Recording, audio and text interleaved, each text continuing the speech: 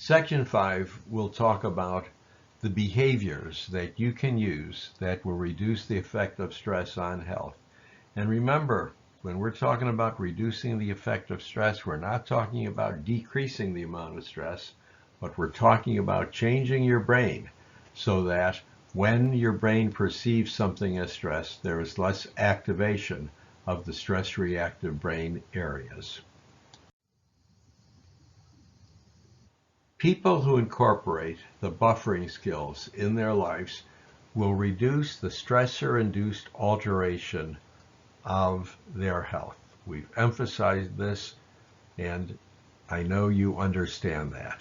Now I'm going to talk about buffering behaviors, behaviors which reduce the effect of stress on activation of the stress-reactive brain areas and thus resulting in a better quality of health.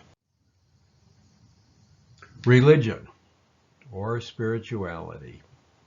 Having a belief system in religion or having a spiritual nature that allows you to relax and calm yourself when faced with stress.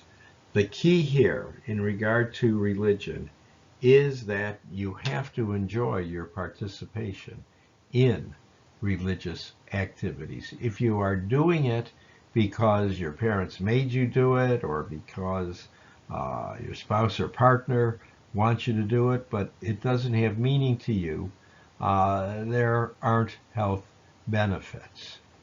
If you are doing it because you simply want people to say, well, look at Joe, such a good person, he comes to our place of worship, but it has no meaning to Joe, it's not beneficial. So the key with religion is that you've got to be doing it because you want to and because it's meaningful to you.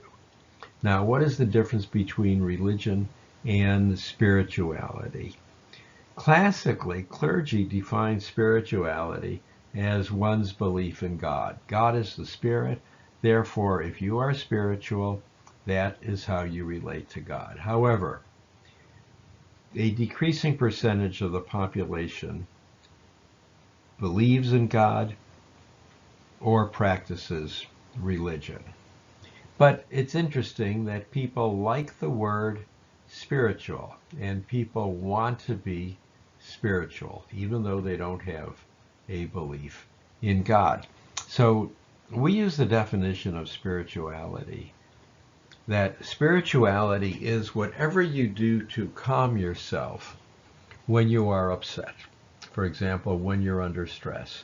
If you go for a walk, if you listen to music you enjoy, if you talk to a friend, whatever you do that you find calming and relaxing, we consider spiritual, because it has a positive effect on the quality of health of the mind and the body. So one buffer is religion or spirituality. Second buffer is expectations, optimism. Being optimistic that things will go well for you and those problems that occur will not alter your basic belief that you are a good person. When you were born, your brain was wired to make you either high in optimism or low in optimism. Better quality of health is associated with being high in optimism.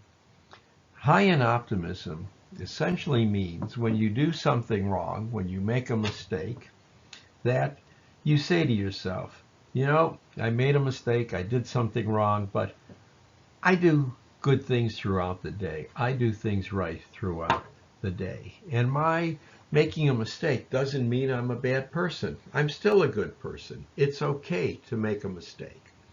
Being low in optimism, where there's a greater risk of depression and heart disease, shorter length of life, when you make a mistake, you say, made a mistake again. Every time things go wrong, it's my fault. I can't do things right. Well, if you think that way, you're going to have more health problems than if you are high in optimism. So what we ask people to do is to understand that there are health associations with being low in optimism.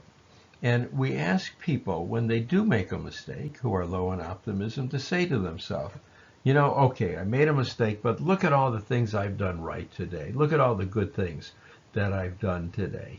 It's okay for me to make a mistake. It doesn't mean I'm a bad person. And if you start to think like that, the quality of health will get better. Will be more like somebody high in optimism. So we've got religiosity, religion, expectations, RE, laughter, having a sense of humor. There are areas of the brain that are activated when you think something is funny. And these brain areas are wired. They're linked into the stress reactive areas.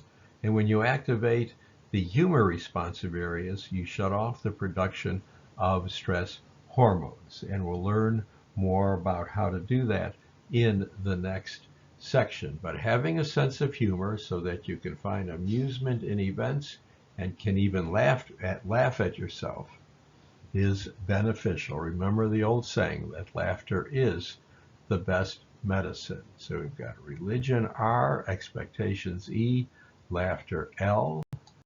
The next behavior is acquaintances A, social support, having friends, not being lonely.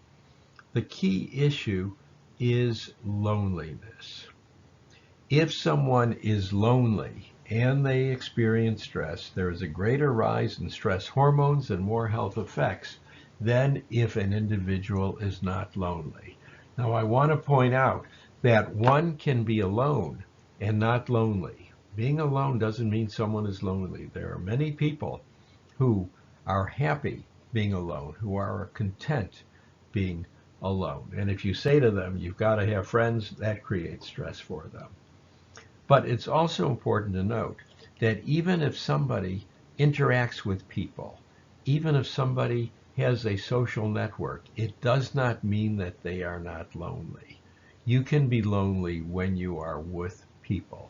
And if you are lonely when you are with people, then you are more reactive to stress. We need friends. We need different types of friends, like family, people that we, from work, people from place of worship, people that we share a hobby with, a walking group. The different types of social support are important. And the more types of social interaction we have, the more resistant our brain is to being activated by stress. And X, well, that's exercise. We had trouble coming up with something there. So we have R, religion, E, expectations, L, laughter, A, acquaintances, and X for exercise. And you can see where we're going. We've got the word relax to help you remember this. Physical fitness, being physically fit, as appropriate for your age, of course, rather than being sedentary.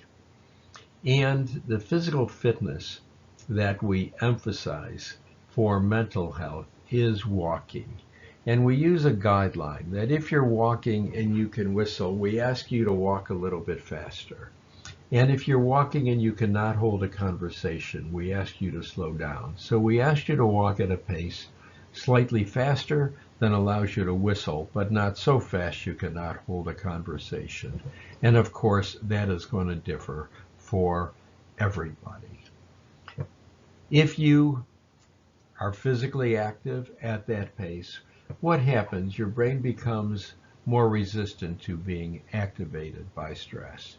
So the more you are physically active, the more you walk at that pace, 1 minute, 3 minutes, you don't have to go out and walk miles, but as often as you can throughout the day, your brain will become more resistant to being activated by stress. And here it is. Here's the word relax. We're using reflection here instead of religion. It's the same thing, but reflection is enjoying participation in spiritual or religious activities, or taking time to reflect on things. that add meaning, purpose, and joy to your life. This helps to reduce the negative influence of stress on health. Expectations, being high in optimism, seeing the glass as half full rather than half empty, helps to reduce the negative influence of stress on health. Laughter, having a sense of humor, being able to laugh at some of the things you do, helps to reduce the negative influence of stress on health. And we're going to talk more about laughter in the next section. Social interaction, acquaintances, being socially active and spending time with people you enjoy being with, helps to reduce the negative influence of stress on health. And remember, you can be with people and still lonely. You want to be with people you enjoy being with. And finally, exercise, being physically active, walking as often as you can, not just sitting around watching television or playing games on a computer, helps to reduce the negative influence of stress on health. These are the behaviors we want you to engage in, that you need to engage in to reduce the effect of stress on activating the stress reactive brain areas, causing an elevation of stress hormones, and having an effect on your mental and your physical health. Well, that concludes the section on the behaviors that reduce the effect of stress on health. Now we'll go on to section 6, where I'll be talking about techniques that are useful to reduce the effect of acute stress on health. At section 7, we'll talk about techniques to reduce the effect of chronic stress on health.